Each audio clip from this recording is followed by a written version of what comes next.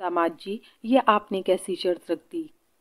कार्तिक और रचिता आमने सामने बैठे थे और उन्हें घेर कर दोनों के घर वाले।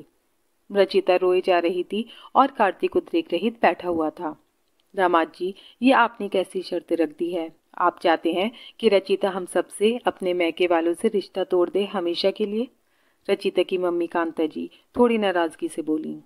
जी, आपने सही सुना। रचिता को मुझ में या फिर आप लोगों में से किसी एक को चुनना होगा, वरना उसके सामने डिवोर्स के पेपर रखे हैं।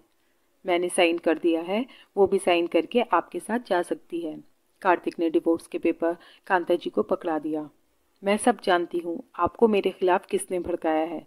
वो मुझे सुखी कभी देख ही नहीं सकती। साथ रहती थी तब भी जीना दुश्वार किया था, और अब अलग रहने पर भी मेरी जिंदगी में दखल कर रही है। रचिता गुस्से में बोलते हुए अपने ससुराल वालों को देख रही थी। रचिता, तुम पहले भी गलत थी और आज भी गलत सोच रही हो। ये मेरा फैसला है, और अगर तुम सहमत हो तो ठीक, वरना हमारे रास्ते अलग अलग। कार्तिक की आवाज में एक दर्द था। कार्तिक, ये तुमने अचानक ऐसा फैसला क्यों ले लिया? हम लोग यही चाहते हैं कि तेरा घर खुशियों से भरा रहे, तेरी गृहस्थी अच्छे से बस जाए। सब कुछ तो तुम लोगों के बीच सही था, फिर ये डिवोर्स तुम दोनों के बीच कैसे आ गया? कार्तिक की मम्मी सरिता जी उसके फैसले से खुश नहीं थीं। अचानक कुछ नहीं होता है मम्मी, हर फैसले के पीछे कोई ना कोई ठोस वजह होती है। आज मेरे इस फैसले की सूत्रधार खुद रचिता ही है। आज का दिन इसी के द्वारा रचित कथित पर है। कार्तिक गुस्से से रचिता को देखते हुए बोला, मेरे द्वारा? मैंने तुमसे कब कहा कि मैं तुमको डिवोर्स दे रही हूँ या दूंगी? रचिता शिकायती लहजे में बोली, तुमने मेरे सामने जो धमकी भरी शर्त रखी थी, उसका अंतिम परिणाम यही था। फर्क बस इतना है कि तुमने साफ साफ नहीं कहा और मैंने सब कुछ क्लियर कहा। कार्तिक की इस बात पर रचिता चुप हो गई, और उसकी मम्मी भी।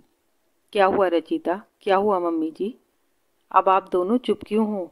कार्तिक ने व्यंग से पूछा। ओह, तो तुम बदला ले रहे हो? रचिता को गुस्सा आ गया।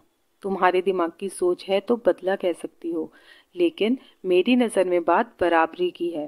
कार्तिक की बात पर बहुत देर से चुपचाप सबकी बातों को सुन रहे रचिता के पापा मनोज जी बोल पड़े। दामाद जी, ये आप किस बदले की भावना या फिर बराबरी की बात कर रहे हैं? क्यों पिताजी, आपको नहीं पता कि क्यों मैं अपने परिवार, मम्मी पापा और छोटी बहन पिंकी से अलग रह रहा हूँ? कार्तिक के इस खुलासे पर मनोज जी हैरानी से रचिता और कांता जी को देखने लगे। जी, आपको बताया तो था कि, कांता जी ने बात को लपेटना चाहा, लेकिन मनोज जी ने उन्हें हाथ दिखाकर रोका और कार्तिक से कहा कि पूरा सच बताएं। शादी के कुछ महीने बाद ही रचिता घर से अलग रहने की बात करने लगी। मैं समझ रहा था कि रचिता को एडजस्ट होने में परेशानी हो रही थी, लेकिन परेशानी से ज्यादा उसे छुटकारा चाहिए था। मम्मी ने उसमें और पिंकी में कभी कोई अंतर नहीं किया, कभी इस बात पर किसी भी चीज़ की बंदिश नहीं की, लेकिन फिर भी छोटी छोटी बात का बतंगड़ बनाने लगी। बिना किसी को बताए कहीं भी चली जाती। मम्मी अगर पूछती तो इसे लगता कि इसको रोक रही हैं। मम्मी या पापा अगर इससे कोई काम कहते या पानी भी मांग लिया होता तो हंगामा कर देती कि आप लोग मुझे नौकरानी समझते हैं। पिंकी के जन्मदिन पर इसे एक ड्रेस दिला दी तो हंगामा कर दिया कि वो लोग मेरी सैलरी पर ऐश कर रहे हैं। एक दिन रचिता ने अपने आप को चोट लगा ली और धमकी दी कि अगर मैं अलग नहीं हुआ तो मेरे मम्मी पापा और पिक्की पर घरेलू हिंसा का आरोप लगा देगी। अपने परिवार को बचाने के लिए मैं अलग हो गया। कार्तिक बताते बताते चुप हो गया। अलग होने के बाद मम्मी जी का मेरे घर पर आना जाना बढ़ गया, और साथ ही इनकी दखलंदाजी भी। मैंने रचिता को समझाया भी कि मम्मी जी हमारे रिश्ते में दरार डाल रही हैं, लेकिन रचिता ने नहीं सुना। उल्टा वो मुझे फिर से धमकी देने लगी। तब मैंने मजबूर होकर रचिता के सामने ये शर्त रखी कि जैसे मैंने उसके लिए अपने घर वालों को छोड़ दिया, उसे भी अपने मैके वालों को छोड़ना पड़ेगा, सब रिश्ता तोड़ना पड़ेगा, और वो अगर ऐसा नहीं करेगी तो मैं उसे डिवोर्स दे दूंगा। कार्तिक से पूरा सच सुनने के बाद मनोज जी गुस्से से कांता जी और रचिता को देखने लगे। कार्तिक का फैसला एकदम सही है। जब इसने रचिता के लिए अपने मम्मी पापा को छोड़ दिया तो रचिता को भी यही करना चाहिए। मनोज जी कार्तिक के पास खड़े होकर उसके कंधे को थपथपाकर अपनी सहमति दे रहे थे। ये आप क्या कह रहे हैं? आप अपनी ही बेटी को गलत कह रहे हैं, कांता जी ने रोष से बोली। कांता, बधाई हो कांता, बधाई हो, आज तुमने एक बार फिर।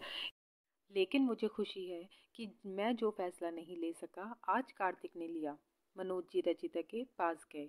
तुम मुझसे कहती थी ना कि मैं मैन की तरह बिहेव क्यों नहीं करता। कार्तिक को मुझ जैसा मत बनाओ। अगर तुम्हें कार्तिक के घर वालों से सचमुच में कोई प्रॉब्लम है तो साथ में बैठकर उसे दूर करो। अपनी गृहस्थी को अपनी मम्मी के इशारे पर मत चलाओ, वरना एक दिन अकेली रह जाओगी। कांता, चलो यहाँ से। रचिता को खुद से फैसला लेने दो। ये उसकी और कार्तिक की जिंदगी है। उन्हें अकेला छोड़ दो। मनोज जी ने कांता जी का हाथ पकड़ा और उन्हें जबरदस्ती वहां से ले गए। कार्तिक के मम्मी पापा भी चले गए और रह गए कार्तिक और रचिता। रच, रचिता, अगर सचमुच में मेरे घर वालों से तुम्हें प्रॉब्लम है तो मैं तुम्हारी खुशी के लिए। नहीं कार्तिक, मुझे मम्मी जी से या पिंकी से कोई प्रॉब्लम नहीं है। मैंने जो कुछ भी किया वो मम्मी के चढ़ाने पर ही किया। मैं तुमसे अलग नहीं रहना चाहती। रचिता कार्तिक का हाथ पकड़कर रोने लगी। मैं भी तुम्हारे बिना नहीं रह सकता, लेकिन मम्मी पापा और पिंकी को भी मेरी ज़रूरत है। क्या हम सभी एक साथ खुशी खुशी नहीं रह सकते? कार्तिक ने रचिता से पूछा। तो हाँ, बोलकर वो गले लग गई।